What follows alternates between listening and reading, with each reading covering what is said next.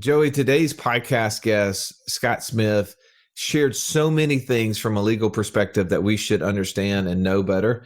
And I think that one of the biggest points that came out of this is how do rich people think? And it has way more to do with owning nothing. Now, when I was a kid, I owned nothing. So I was rich. Yeah. Like, and based upon what we learned today, I guess I was rich, right? Maybe, when my mom was saying, Russ, you are rich, you got the Nintendo. How many kids didn't get a Nintendo? Well, Mom, but I didn't get, the baseball game and the football game to go with it. I only got this stupid, Super Mario game I've been playing for months over at my buddy's house anyway. Yeah, but the key that you were missing there, Russ, is that you owned nothing, but you also controlled nothing. And that made you not rich. As Scott mentioned, the rich think like this. They want to control everything and own nothing. And that's a critical difference than I think most people consider. Well, yeah, it's super interesting. I was listening to Grant Cardone, and he was saying that you should own what you rent, and you should rent where you live. And it's totally different mindset for people to think about how the wealthy are trying to set up entities and structures to where in their name, they literally own nothing. So if you sue them, they hit you in their Lamborghini or Range or whatever they're driving, right? And you're like, I'm going to get this joker. No, you're going to get maybe a dented up Range or Lamborghini, but that's all you get. Because everything else is not in their name. It has been sheltered. And I think there's a lot of lessons for us as we're starting out, because Scott went through kind of really the 3 steps that we take people through and says, well, here's the advice. Here's the things that someone should be doing at each stage. Right. Like if you're just starting out, you're in that goal phase where you're just determining your path for financial freedom. You haven't even gotten your first 25% of your expenses covered with passive income. He gives practical steps you should be taking right now. And then once you get into that next phase where you've gotten 25%, you're scaling, there's other certain asset types or asset protection type vehicles and things you should be considering. So I don't want to give away what those are, but I think if you are at any level along that path, there's something that you're going to gain from this that you probably should take action on today. So if you're anywhere between 0% to 100% to financial freedom, this is going to be a good podcast for you. Is that what you're saying, Joey? Basically. Okay, perfect. Well, let's let Scott tell us. Let's jump in right now with Scott Smith.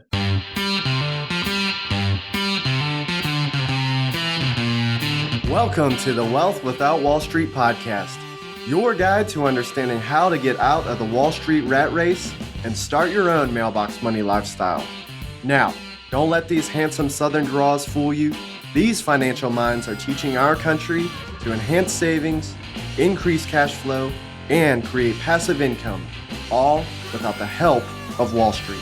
Are you ready to break through? Now here are your hosts, Russ Morgan and Joey Murray.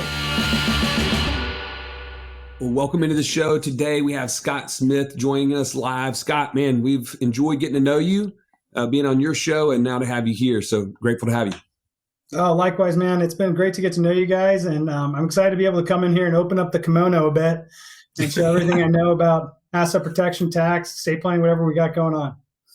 Well, here's the thing. Let's go back to law school. When we were talking off camera, you mentioned that was really your entree into entrepreneurship, but also into investing in real estate. I'd love to have you share that story. Yeah, man. So I was in my second year of law school. I ended up buying up in Albany, New York. I was born and raised in Texas, out in Houston. I was in there in law school and had an opportunity to be able to buy a transmission and auto repair shop for the back taxes. So I was like, well, there's no way I can lose on this baby. Let's go ahead and go for it. And so I ended up buying the business with a partner who knew everything about how to do all the cars. And I fancied myself an entrepreneur and businessman at the time. Didn't know how much I didn't know until I got into it, really. But over the course of those 2 years, we were able to make enough money in the business to pay for a lot of our school. And then we were able to flip the business and the building at the end to be able to graduate from law school without any debts. And that's when I fell in love with business and real estate. So much so that even after I left law school and I was suing insurance companies as a litigation attorney. As that, turns out that insurance companies are really great at collecting premiums, even better at denying coverage. It happens to be their entire business model, come to find out. So we were suing them because they weren't paying out like they should. And I was like, okay, well, this is great. I'm really good at this. But looking around, people didn't have the life that I wanted to have. And I was like, great, this is where this life is going to take me. I can see who else is out here. They don't have the life I have. They don't have the family I want to have. They don't have the finances I want to have. They're not as happy as I want to be. I'm going to stick with, keep going and hustling on the real estate side, because that actually showed me a lot of promise there. And eventually I started making more money doing real estate than I was being a lawyer. So I just left being a lawyer and did real estate full time, and grew my real estate business until I hit my financial freedom in real estate. But, being the person that I am, I was still active, even though I didn't need to be. I still need work to do that means something to me. It's just as the kind of person I am. So I was going to meetup groups and trying to help people as best I could inside of those groups that were just getting off the ground from real estate, all the way up to seasoned investors that had all the properties in their personal name, which was the worst thing they could do, and telling them about the story about my friend who lost over $3 million in real estate. He was really well insured, and how that can happen to you from my experience suing insurance companies, and just trying to educate people as best I could to help them along the way. But eventually, people know I was an attorney, and they say, well, what are you doing for your asset protection, your estate planning, your tax savings? How do you run your books? How do you do all of this stuff? And so I would teach them. And then eventually they told me, so, well, you need to go on this podcast called Bigger Pockets. So I went on Bigger Pockets episode 109. And from there, I didn't intend to start a business. So I just dropped my personal phone number and email into the show. And when the show aired, I was getting 20 to 30 phone calls a day from everybody all over the country asking for help for what they were doing. So it's kind of how I accidentally started a firm now. And so now I have 5 attorneys that work with me, about a team of about 40.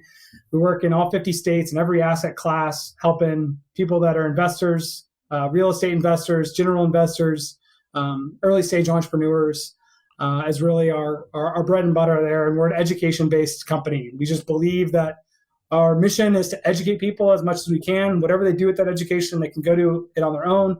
The people that want our help will hire us to help them be able to execute what it is.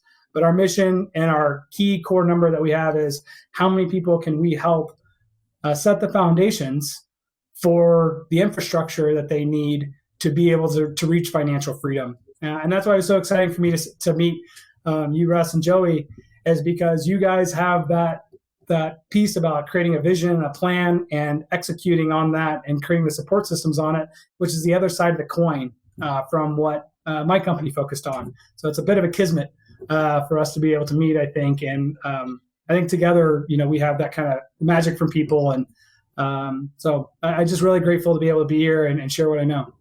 Well, so while Russ is looking up what the word kismet means, about how many oil changes does your company do now in addition to all those things? Yeah, we sold that company. I got out of that business. That was a little too greasy of a business for me to go. I got tired of getting dirty every time I went to the office. Yeah. Oh my goodness. So, all right, I've got so many questions, and we have so little time. So I want to be as pointed when we have somebody like yourself that has so much knowledge in areas that we all could gain value in. And I don't know about you as you're listening to this, but I am always hesitant to call an attorney, right? Like, it reminds me of that one time where I needed somebody when I was in bad trouble, and I was like, oh no. So then ever since then, like, I want to avoid that. So when and that's probably, it's like my wife being a dentist, right? I think like nobody wants to go to a dentist. Nobody wants to go to talk to an attorney. So we got a chance to like share some insight and wisdom from you. So I want to talk about like the person who at the beginning here, who's right at the beginning of their financial freedom stage, their journey. They haven't done any deals yet, and they're consuming information. They're doing what they should be doing, which is investing in themselves and their knowledge, and they're getting ready to do a deal. And you've talked to so many investors where you're like, you should have done this first. Like, this is the first thing that you should have known to do that everybody didn't do. What would you tell that person? Yeah, it was something I didn't know until I got into owning a business and owning real estate into it, right, with my first business. And I got lucky that I had a really great attorney mentor who is also an entrepreneur Come to find out, those are the only attorneys that are really worth talking to, in my opinion, are like CPAs that are really worth talking to, really are the ones that have tried to go where you're trying to go, right? Have they walked the mile in the shoes? And I got lucky that I found a guy that was like for me early in my career. And I'm happy to be able to do that for all of my clients now, right? That I've walked that shoes in entrepreneurship and real estate and investing and be like, hey, this is actually how it works. This is actually what you really need to do. Because there's a lot of things that people recommend out there that are just a waste of time and waste of money. And I would say when you're at the very beginning of the journey, right, there's something about learning how to think differently, right? And how do you think how rich people think, right?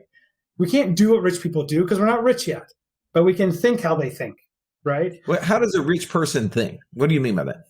So when it comes into the field that I work on, what rich people are not worried about is how many assets they own, right? They're worried about how many assets they can control. Rich people understand that I don't want ownership because ownership means that can be taken away from me, right?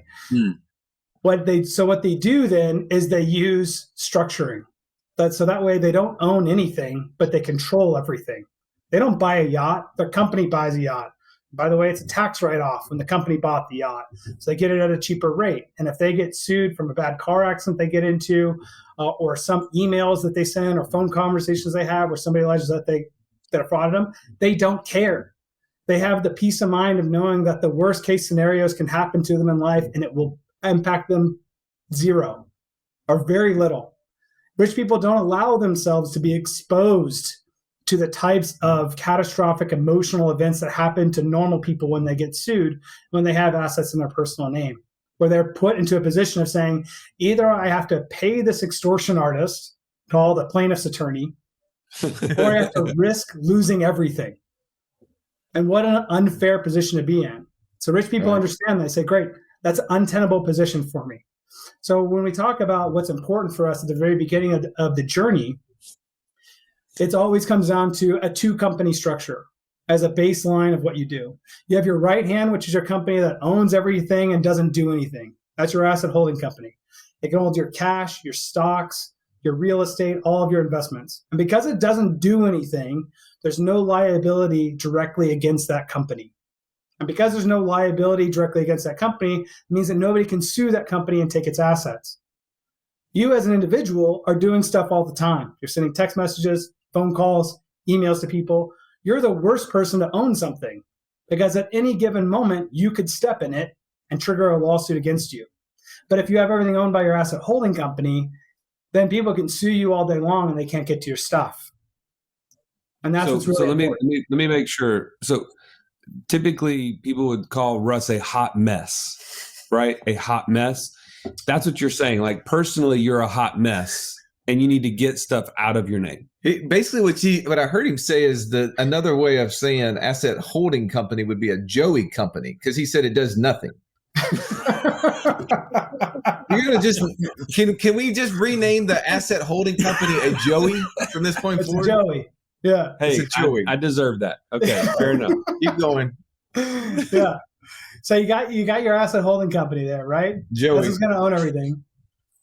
And then we talked about like that's your right hand, right? So what's your left hand, right? Your left hand could be you. And at the very beginning stages, if you don't have much money into it and you're just getting started, it might have to be you because you say like, hey, listen, I just don't have the money to buy more than a single LLC to hold my assets to make sure that something goes wrong. I don't have to take a bath and all my money getting exposed to it. And by the way, I also realize that when I establish that asset holding company, it's also starting the seasoning process for it to be able to get different business lines of credit. So I get more access to capital by having that up. So it's an investment that allows me to get access to more money, just as it is an investment that lets me protect everything that I've already built so far. And I don't have back steps. I don't have those heavy emotional back steps that can happen to us on our investing and entrepreneurial journey that can be really demotivating.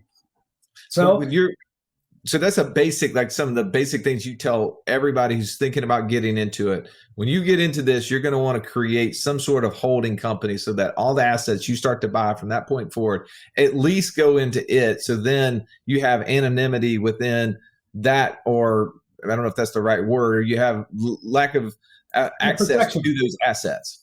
That's right. Everybody needs to have an asset holding company. If you can only have one asset holding company to help build that business line of credit and protect all of your assets, the best thing to do is establish a Wyoming LLC for it. It's de facto anonymous. Make sure that Wyoming LLC is owned by a trust. So that way it's not just anonymous in year one, but it's going to be anonymous in year 2, 3, et cetera. So that way, because there's going to be public information reports you have to file. And if it's not owned by a trust, then that's going to get exposed on year 2. A lot of people miss that detail when they're looking into a Wyoming LLC. They're pretty inexpensive to get started. If you really want to upgrade the anonymity even farther, besides just the protection that the LLC provides you and having the anonymity that it has de facto, and by putting in the trust in place, you'd also want to have that LLC and those trusts created by a law firm and associated with an attorney and a lawyer's address. Because then when they look at it, even the organizer and creator of that LLC and trust are an attorney. So there's no information that links back to you. And by the way, because it's an attorney, now nobody can ask about it because all of that information is protected by the attorney-client privilege.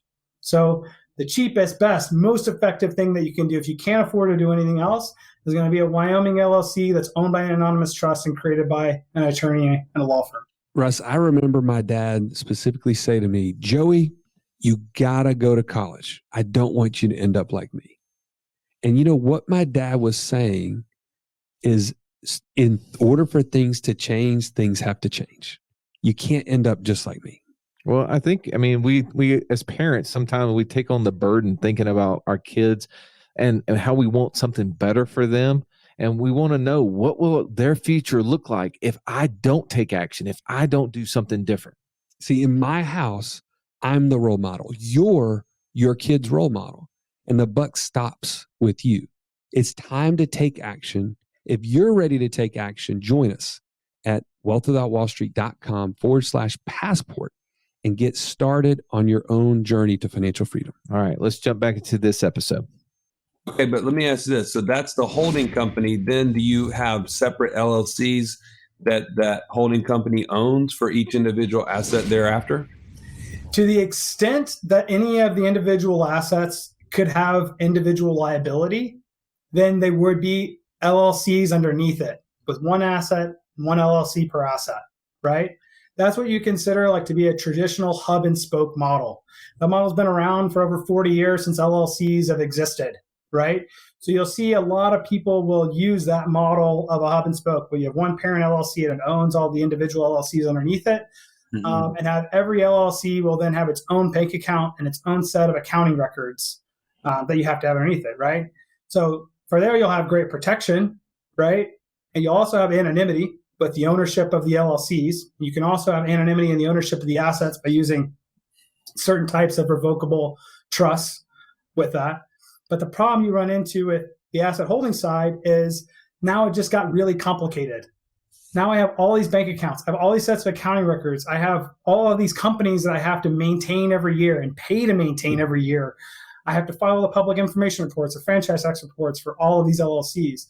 So what happens is it can become a lot of work for people, and it can become expensive because either you're having to do it or you're having to pay somebody to maintain it, plus all the fees around it. So what we use will typically, almost all of our clients will say, well, if you can only afford one LLC, use the Wyoming LLC. Everybody should have an asset holding company. Do that. If you're a real estate investor or somebody that's going to have multiple assets and you're thinking like, I'm probably going to need subsidiary LLCs, this is where you'll use a series LLC. Because a series LLC allows you to have one bank account, one set of accounting books, one EIN number, and you can create an infinite number of child series underneath this series LLC for free. So you end up with the same exact protections as you would having a ton of LLCs, but you just use a series LLC and it allows you to have that infinite scalability at no additional operational costs, no additional tax filings, no additional bank accounts, and no additional formation fees as you scale. But that's at stage 2, right? Stage 1 I was is going to say, that's somebody that's moving into that next level. Like maybe they've already gotten to 25% of their expenses covered in passive income, and they're trying to scale up in that one asset class, or they're trying to stay focused on, let's say, turnkey real estate. Like that's really been their path, and now they're buying more. Now they got to move into this series LLC. What else would you tell that person at that stage? Yeah, so once you start getting 2+ assets, physical assets, that's when series LLCs are start to make sense, because that's where you offset the costs. And then it's gravy after that, right? So that's where you'll start to think about, cool, if I'm in that 0 to 25, it's just that Wyoming LLC. Once I'm starting to scale into assets, I need to start using a series LLC for those assets. Or if I'm located in California, I'm going to use a Delaware statutory trust or Wyoming statutory trust to avoid franchise taxes.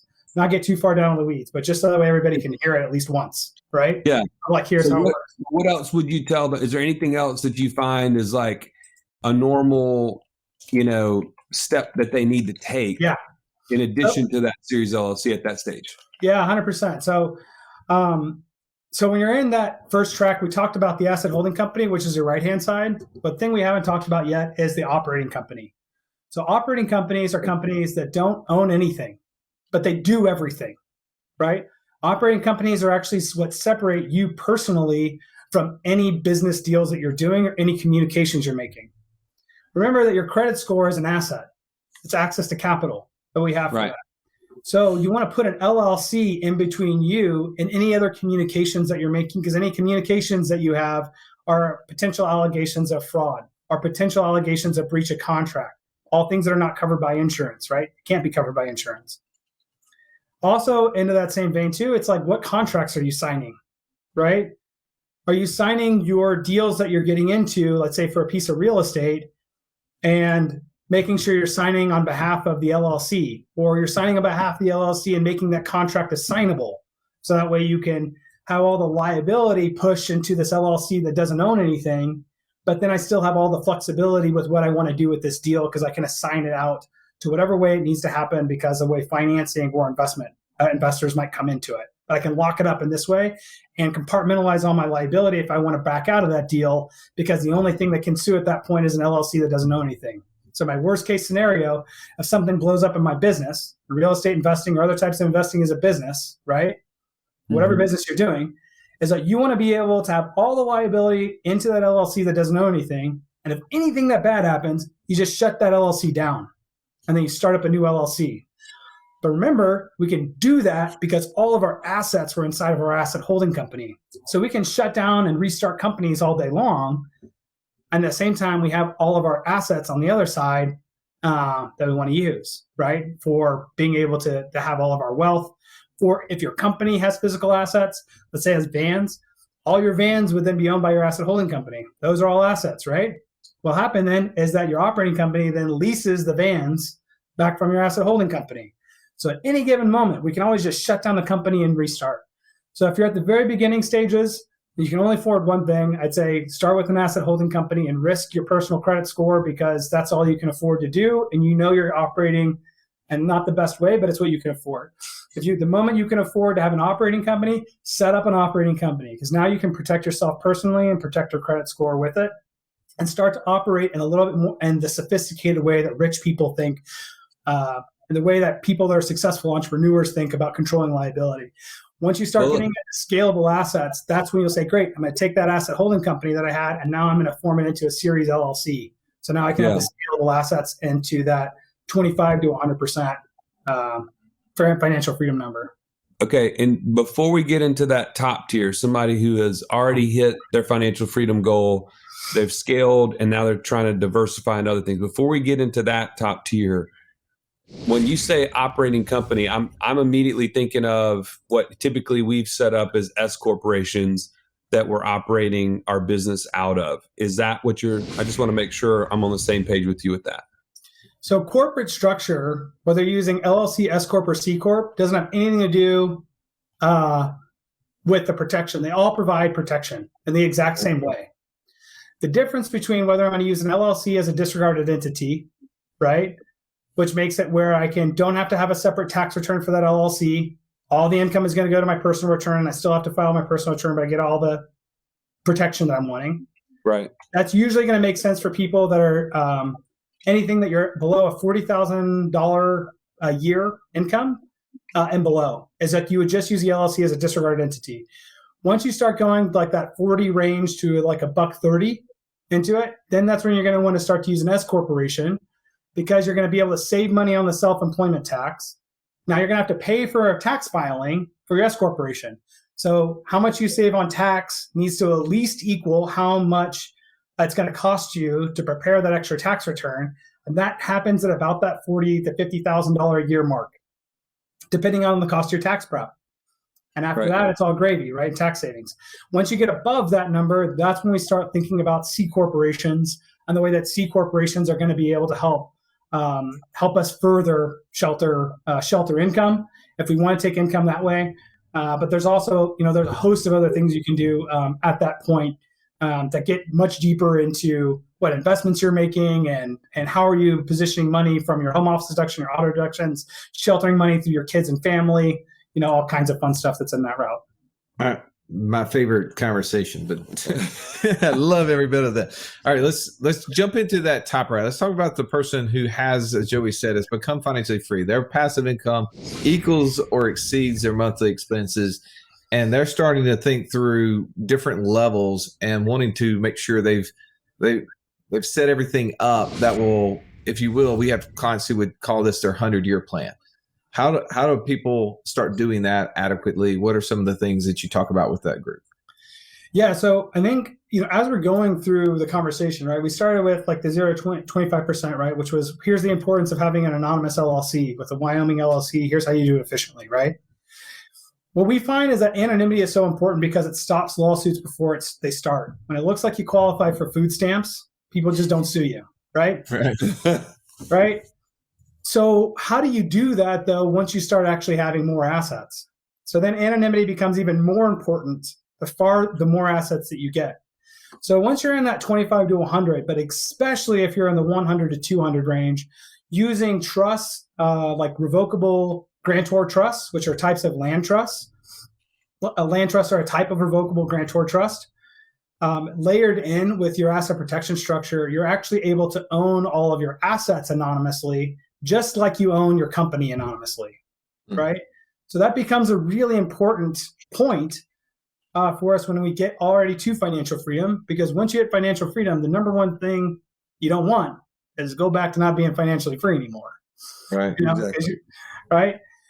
So when you start getting into that bracket, it becomes exceptionally important to have the anonymity. Now with our company, we believe in anonymity from the ground up. So we're up when even people in that 0 to 25% range, we're finding the cost-efficient ways that make sense to have the investment inside of the anonymity. And how can we do that, right? All the way through, because we believe starting with the end in mind, but doing things at the appropriate level of wherever somebody's at. But when you're just looking at that, saying, well, great, we already hit the normal asset protection stuff, right? Of compartmentalizing every asset that we have, creating anonymity, the company ownership and the asset ownership.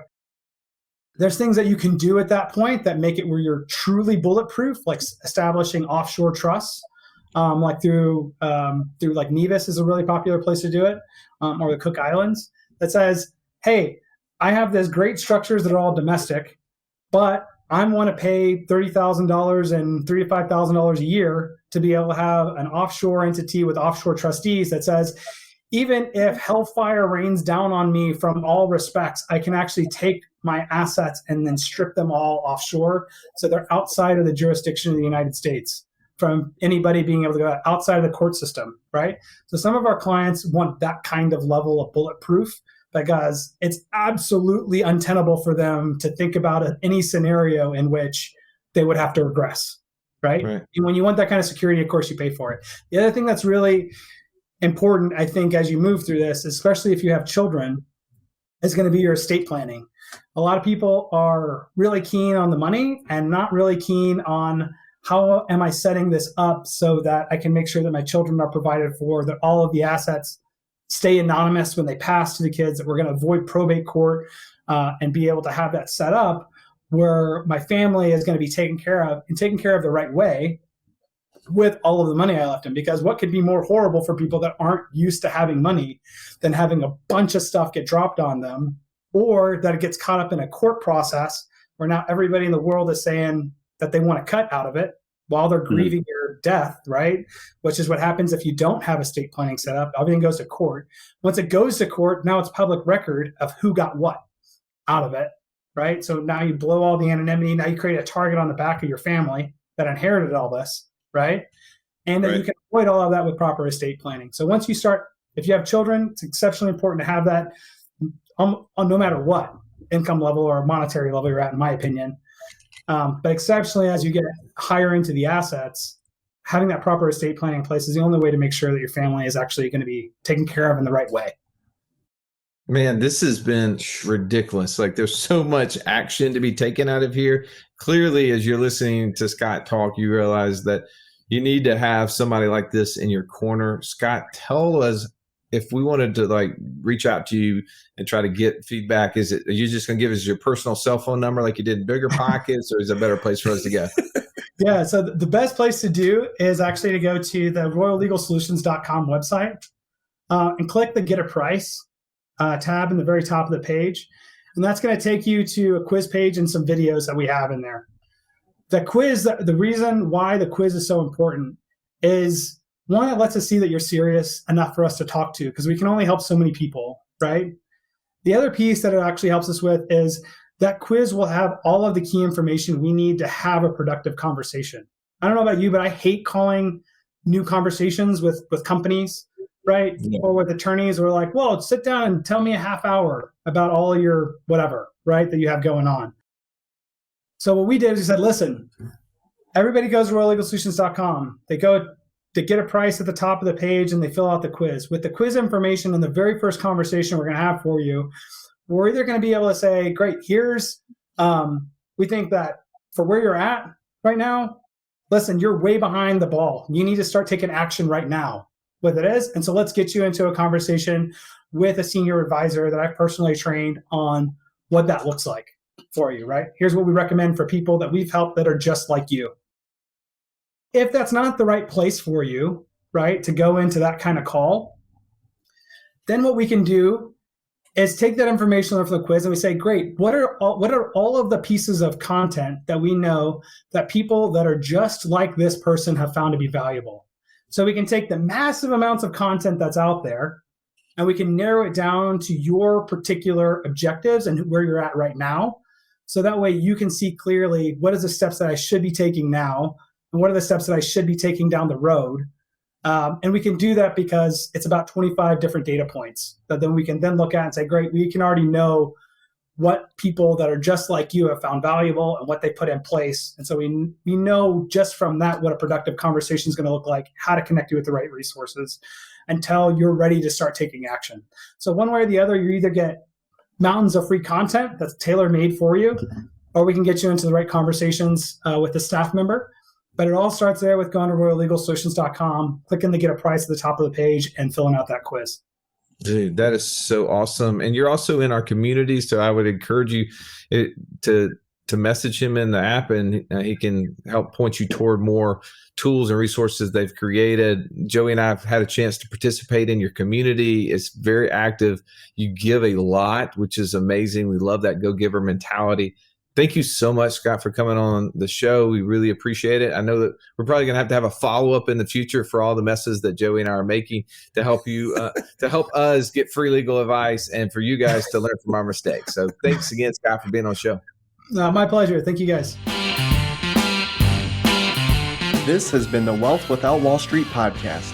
Don't forget to subscribe to the show to break free of the Wall Street mindset and begin building wealth on your own terms in places you understand so that your wealth will never run dry.